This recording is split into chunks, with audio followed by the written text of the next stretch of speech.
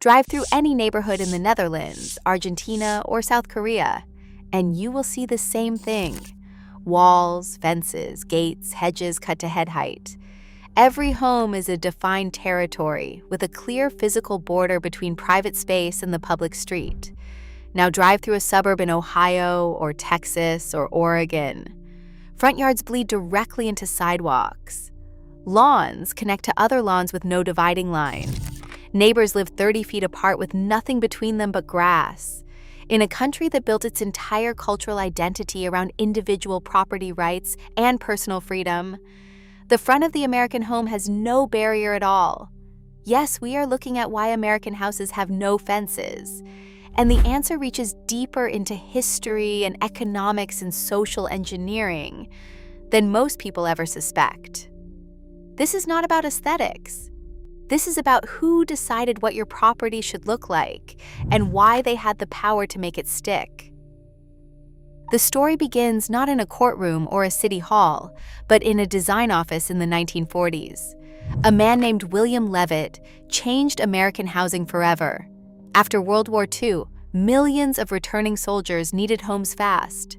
Levitt developed a mass production model for residential neighborhoods. He built Levittown in New York starting in 1947. 17,447 homes were constructed in under 4 years using assembly line techniques. The houses were nearly identical, the lots were uniform, and the lease agreements, later converted to deed restrictions, included a specific clause. Residents could not build fences on the front portion of their property. The reasoning Levitt gave was simple. Open front yards created a sense of community, a shared visual landscape, a feeling that the neighborhood belonged to everyone. What Levitt was actually doing was cheaper to explain. Fences cost money to build and maintain. Uniform open lawns reduced construction complexity. A neighborhood that looked visually continuous from the street was easier to photograph for marketing materials. Levittown was not just a housing development. It was a product being sold to a national audience of veterans with GTI Bill financing. The open front yard was not a philosophical statement. It was a production decision that got dressed up as an American value. But here is where the machinery really locks in. The Federal Housing Administration, FHA, began insuring mortgages at scale in the 1930s and expanded dramatically after the war. To receive FHA backing, developments had to meet specific design guidelines. Those guidelines favored open-plan suburban layouts. Setback requirements pushed homes back from the street. Uniform lawn standards became embedded in the bureaucratic language of federal mortgage approval. A developer who wanted access to FHA financing had a strong incentive to build neighborhoods that matched the federal template. The federal template, broadly speaking, did not include front yard fences. Across the country, hundreds of thousands of homes were built to that standard, not because buyers demanded it, but because the financing structure rewarded it. Then the Homeowners Association absorbed the rest. By the 1970s, HOA covenants in planned communities across the Sun Belt, the Midwest, and the Southeast were explicitly banning front yard fences or restricting them to heights of under 2 feet. Decorative borders that serve no actual privacy function. The legal language in these documents frames fences as threats to community cohesion, sightlines, and property values. Examples include the Coral Springs HOA in Florida, the Summerlin Community Association in Nevada, and the Windermere developments in Texas. Thousands of private governance documents filed with county recorders prohibit construction of a fence on land that the homeowner legally owns and pays taxes on every year. By 2010, 59 million Americans lived under HOA rules. A significant portion of them were contractually barred from enclosing their own front yard. Now compare that to Germany. In Germany, the concept of the Zaun, the fence or garden boundary, is considered a basic element of residential property.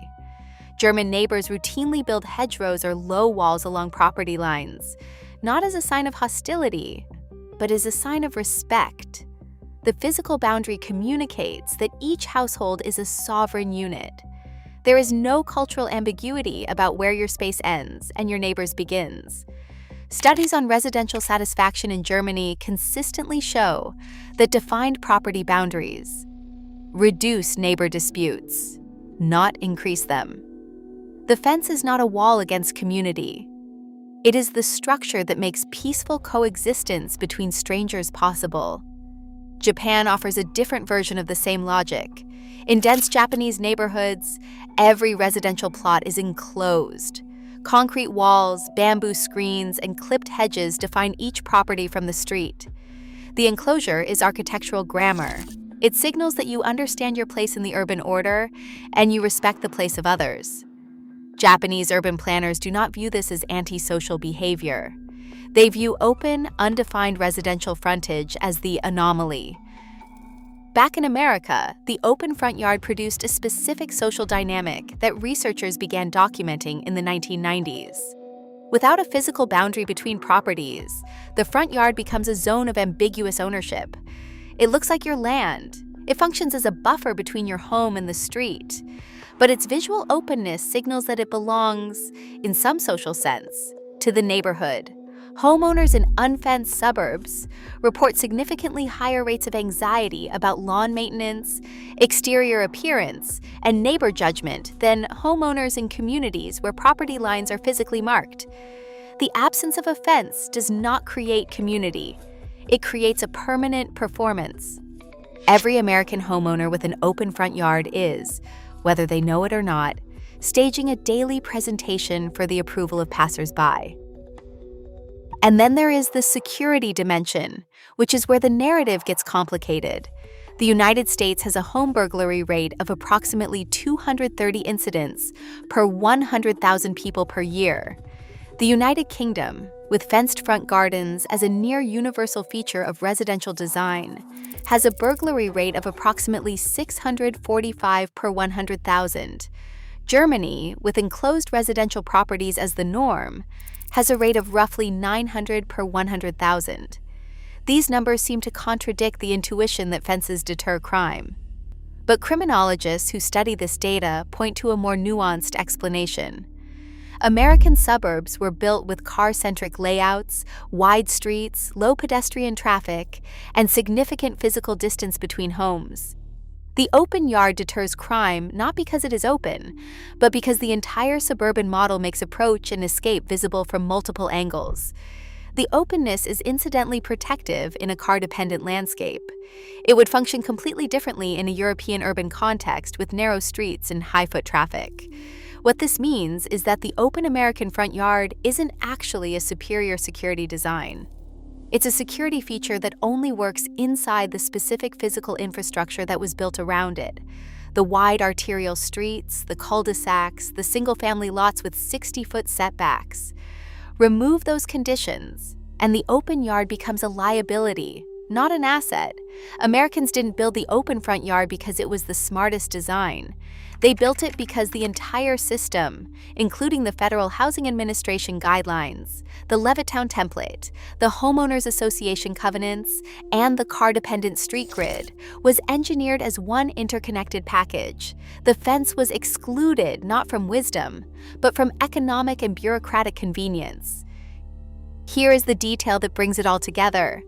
In the states with the most aggressive homeowners association enforcement, Florida, Arizona, Texas, Nevada, and California, residents who attempt to install front yard fencing without association approval face fines starting at $100 per day until the structure is removed. There are documented cases in Maricopa County, Arizona, where homeowners were fined a total of over $8,000 for installing a 4-foot decorative fence they believed improved security for their children. The fence was removed under legal pressure. The fine was paid, and the property returned to the open lawn standard that a developer set in 1981. The rest of the world does not look at the American front yard as a symbol of openness and neighborliness. They see something more specific. They see a neighborhood where residents have been legally prevented from exercising one of the most basic expressions of property ownership: the right to enclose the land they paid for. In France, the Code Civil explicitly recognizes the right to build a boundary structure on your own property as a fundamental element of ownership. In Mexico, front yard walls and iron gates are so standard that an unfenced home signals either a very new development or an unfinished one. In Brazil, urban residential design assumes enclosure as the baseline. The open American lawn, in the global context, is the exception, not the rule, not the ideal. The open front yard was sold to Americans as a democratic gesture, a signal of trust and communal spirit. What it actually represents is a successful transfer of design authority from the individual homeowner to developers, federal bureaucracies, and private governance associations. You can own 300,000 square feet of land in the United States, pay property taxes on every inch of it, and still be legally prohibited from putting a fence around the first 20 feet. Somewhere between 1947 and today, the decision about what your property should look like stopped being yours. It became a contractual obligation to maintain a visual standard that someone else decided was American. Most people living inside that system have never once been asked if they agree.